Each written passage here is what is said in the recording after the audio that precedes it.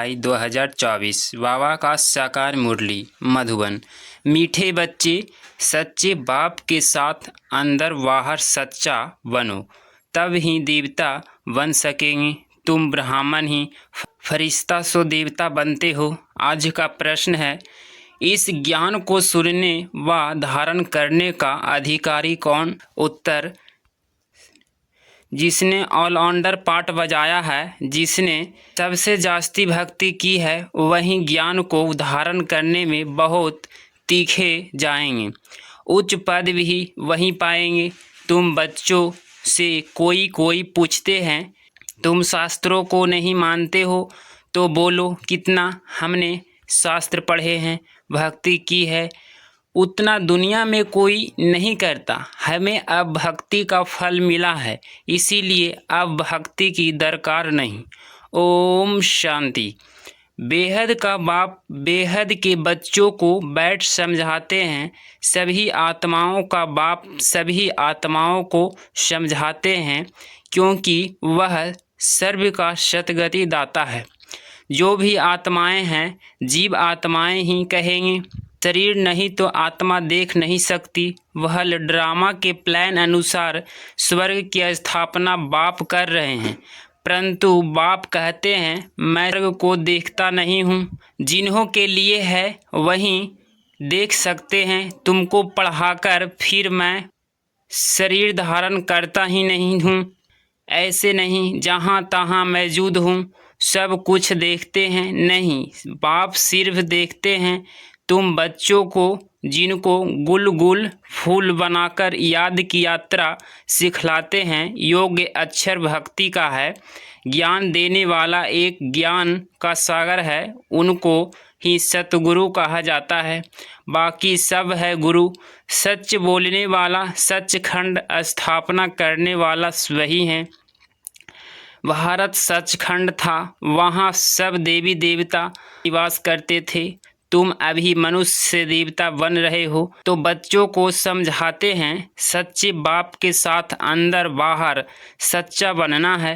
पहले तो कदम कदम पर झूठ ही था, वह सब छोड़ना पड़ेगा। अगर स्वर्ग में उच्च पद पाना चाहते हो तो बहल स्वर्ग में तो बहुत जाएंगे, परंतु बाप को जानकर भी विक्रमों को विनाश नहीं किया तो सजाएं खाकर हिसाब किताब चुकतू करना पड़ेगा। फिर पद भी बहुत कम मिलेगा। राजधानी स्थापना हो रही है पुरुषोत्तम संगम युग पर। राजधानी न तो सतयुग में स्थापना हो सकती, न कलयुग में, क्योंकि बाप सतयुग या कलयुग में नहीं आते हैं। इस युग को कहा जाता है पुरुषोत्तम कल्याणकारी युग। इसमें ही बाप आकर सबका कल्याण करते हैं। कलयुग के बाद सतयुग आना है, इसीलिए संगम युग भी जरूर चाहिए। बाप ने बताया है, यह पतित पुरानी दुनिया है, गायन भी है। दूर देश का रहने वाला तो पराये देश में फिर पराये बच्चे ही मिलते हैं, उन्हें को अच्छी रीति समझाते हैं। मैं किस में प्रवेश करता हूँ, अपना भी परिचय देते हैं, और जिसमें प्रवेश करता हूँ उसको भी समझाता हूँ कि यह तुम्हारा बहुत जन्मों का अंत का जन्म है। कितना क्लियर है। अभी तुम यहाँ पुरुषार्थी हो, संपूर्ण पवित्र नहीं। संपूर्ण पवित्र को फरिश्ता कहा जाता है। जो पवित्र नहीं उनको पतित ही कहेंगे। फरिश्ता बनने के बाद फिर देवता बनते हो। सूक्ष्म वतन में तुम संपूर्ण फरिश्ता देखते हो, उन्हों को फरिश्ता कहा जाता है। तो बाप समझाते हैं, बच्चे एक अल्फ को ही याद करना है। अल्फ माना बाबा, उसको अल्लाह भी कहते हैं। बच्चे समझ गए हैं, बाप से स्वर्ग का वर्षा मिलता है। स्वर्ग कैसे रचते हैं? याद की यात्रा और ज्ञान से। भक्ति में ज्ञान होता नहीं, ज्ञान सिर्फ एक ही बाप देते हैं, ब्राह्मणों को। ब्राह्मण चोटी है ना, अभी तुम ब्राह्मण हो, फिर वाजोली खोलेंगे। ब्राह्मण देवता क्षत्रिय, इसको कहा जाता है विराट रूप। विराट रूप कोई ब्राह्मण विष्णु शंकर का नहीं कहेंगे, उसमें चोटी ब्राह्मण तो है नहीं। बाप ब्राह्मण तन में आते हैं, यह तो कोई जानता नहीं। ब्राह्मण कुल ही सर्वोत्तम कुल है, जबकि बाप आकर पढ़ाते हैं। बाप शूद्रों को तो नहीं पढ़ाएंगे ना, ब्राह्मण को ही पढ़ाते हैं। पढ़ाने में भी टाइम लगता है, राजधानी स्थापना होनी है। तुम उच्च ते उच्च पुरुषोत्तम बनो। नई दुनिया कौन रचेगा? बाप ही रचेगा। यह भूलो मत, माया तुमको भुलाती है, उसका तो धंधा ही यह है। ज्ञान में इतना इंटरफियर नहीं करती है, याद में ही करती है। आत्मा में बहुत कीचड़ा भरा हुआ है, वह बाप की याद बिगड़ साफ हो न सके। योग अक्षर से बच्चे बहुत मूंझते हैं, कहते हैं बाबा हमारा योग नहीं लगता। वास्तव में योग अक्षर उन हठयोगियों को है। सन्यासी कहते हैं ब्राह्मण से योग लगाना है। अब ब्राह्मण तन तो बहुत बड़ा लंबा चौड़ा है, जैसे आकाश में स्टार्स देखने में आते हैं, वैसे वहाँ भी छोटे छोटे स्टार मिसल आत्माएं हैं। वह है आसमान से पार, जहाँ सूरज चांद की रोशनी नहीं। तो देखो कितने छोटे छोटे रॉकेट तुम हो। तब बाबा कहते हैं पहले पहले आत्मा का ज्ञान देना चाहिए, वह तो एक भगवान ही दे सकते हैं। ऐसे नहीं सिर्फ भगवान को नहीं जानते, परंतु आत्मा को भी नहीं जानते। इतनी छोटी सी आत्मा में 84 जन्म के चक्र का अविनाशी पाठ भरा हुआ है। इनको ही कुदरत कहा जाता है और कुछ नहीं कह सकते। आत्मा 84 का चक्र लगाते ही रहती है। हर 5000 वर्ष बाद यह चक्र फिरता ही रहता है। यह ड्रामा में नूंद है। दुनिया अविनाशी है, अभी विनाश को नहीं पाती। वो लोग दिखाते हैं बड़ी प्रलय होती है, फिर श्री कृष्ण अंगूठा चूसता हुआ पीपल के पत्ते पर आता है, परंतु ऐसे कोई होता थोड़े ही है। यह तो बेकायदे है। महाप्रलय अभी होती नहीं। एक धर्म की स्थापना और अनेक धर्मों का विनाश चलता ही रहता है। इस समय मुख्य 3 धर्म हैं। यह तो आस्पिशियल संगम युग है। पुरानी दुनिया और नई दुनिया में रात दिन का फर्क है। कल नई दुनिया थी, आज पुरानी है। कल की दुनिया में क्या था यह तुम समझ सकते हो? जो जिस धर्म का है उस धर्म की ही स्थापना करते हैं। वो तो सिर्फ एक आते हैं, बहुत नहीं होते, धीरे धीरे वृद्धि होती है। बाप कहते हैं तुम बच्चों को कोई तकलीफ़ नहीं देता हूँ, बच्चों को तकलीफ़ कैसे देंगे? तुम्हारा सतगति दाता दुख दाता, सतगति दाता दुख हरता सुख करता हूँ। याद भी मुझे एक को करते हैं। भक्ति मार्ग में क्या कर दिया है, कितनी गालियाँ मुझे देते हैं। कहते हैं गॉड इज वन, सृष्टि का चक्र भी एक ही है। ऐसे नहीं, आकाश में कोई दुनिया है, आकाश में स्टार्स है। मनुष्य तो समझते हैं एक एक स्टार्स में सृष्टि है, नीचे भी दुनिया है। यह सब है भक्ति मार्ग की बातें। उच्च ते उच्च भगवान एक है, कहते भी हैं सारे सृष्टि की आत्माएं तुम्हारे में पिरोई हुई है। यह जैसे माला है, इनको बेहद की रुद्र माला भी कह सकते हैं। सूत्र में बांधी हुई है, गाते हैं परंतु समझते कुछ भी नहीं। बाप आकर समझाते हैं बच्चे मैं तुमको ज़रा भी तकलीफ़ नहीं देता हूँ। यह भी बताया है जिन्होंने पहले पहले भक्ति की है ज्ञान में तीखे जाएंगे। भक्ति जास्ती की है तो फल भी उसको जास्ती मिलना चाहिए। कहते हैं भक्ति का फल भगवान देते हैं, वह है ज्ञान का सागर, तो ज़रूर ज्ञान से ही फल देंगे। भक्ति के फल का किसको भी पता नहीं है। भक्ति का फल है ज्ञान, जिससे स्वर्ग का वर्षा सुख मिलता है, तो फल देते हैं अर्थात नरकवासी से स्वर्गवासी बनाते हैं। एक बाप रावण का भी किसको पता नहीं है। कहते भी हैं यह पुरानी दुनिया है, कब से पुरानी है वह हिसाब नहीं लगा सकते हैं। बाप है मनुष्य सृष्टि रूपी झाड़ का बीज रूप सत्य है, वह कभी विनाश नहीं होता।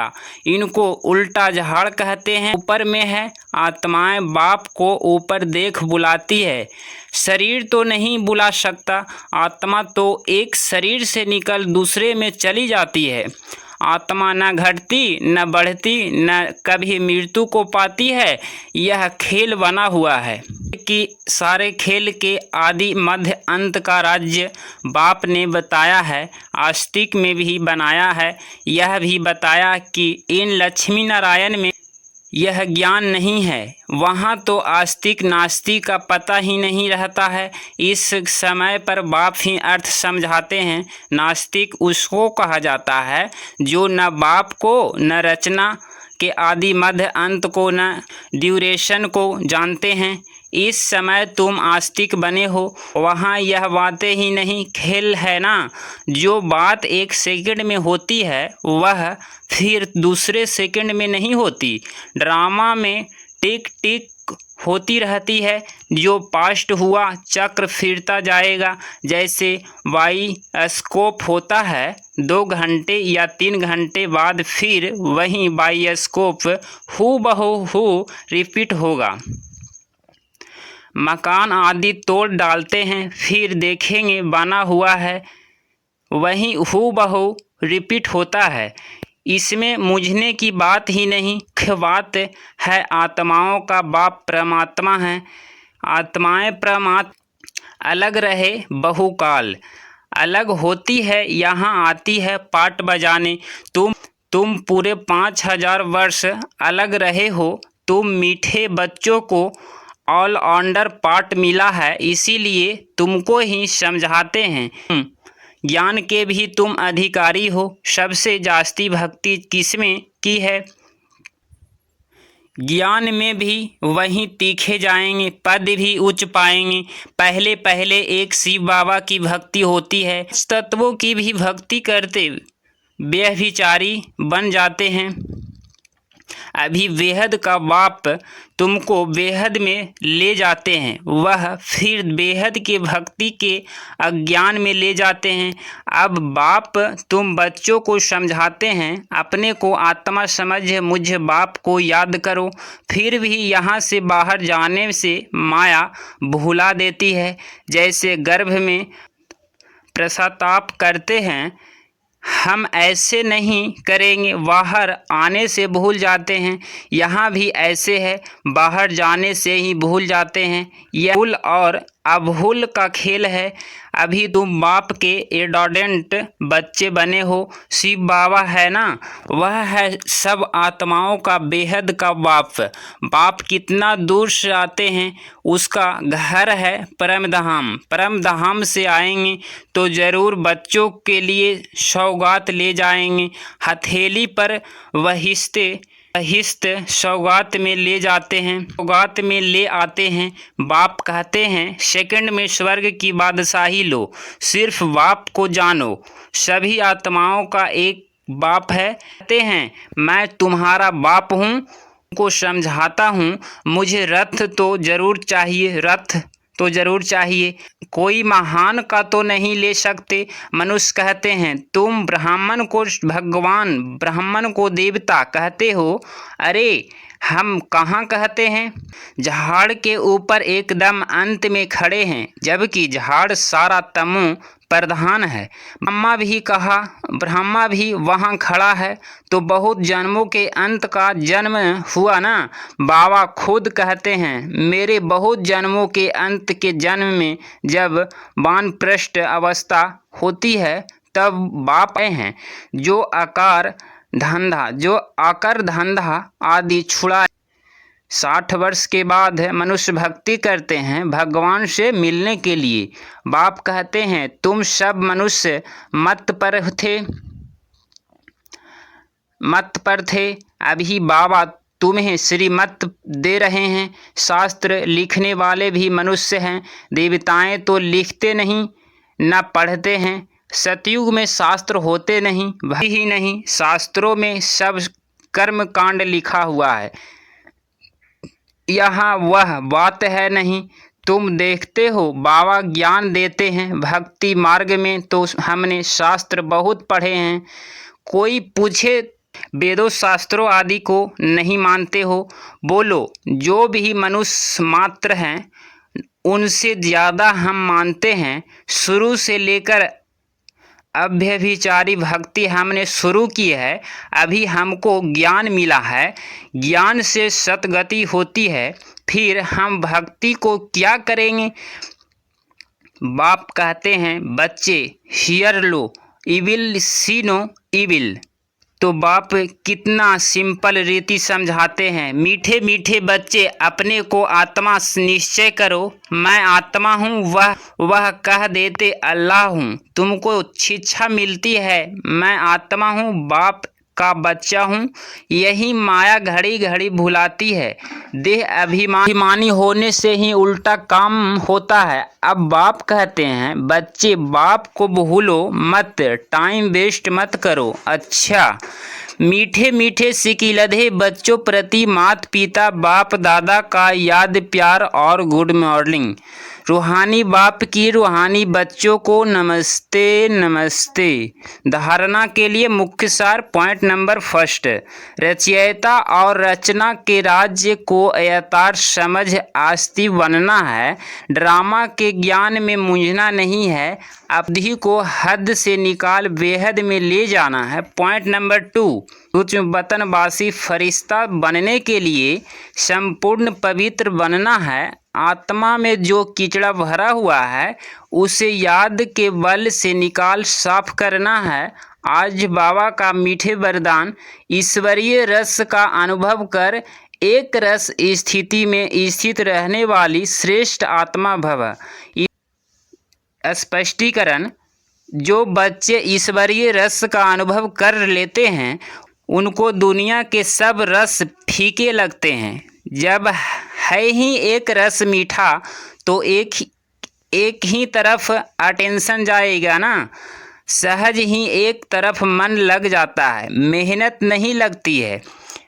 बाप का स्नेह बाप की मदद, बाप का स्नेह बाप की मदद, बाप का साथ बाप द्वारा सर्व प्राप्तियाँ सहज एक रस स्थिति बन दे ही है।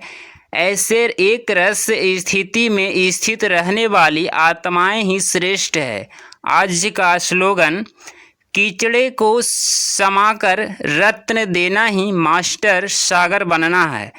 कीचड़े को समाकर रत्न देना ही मास्टर सागर बनना है। ओम शांति।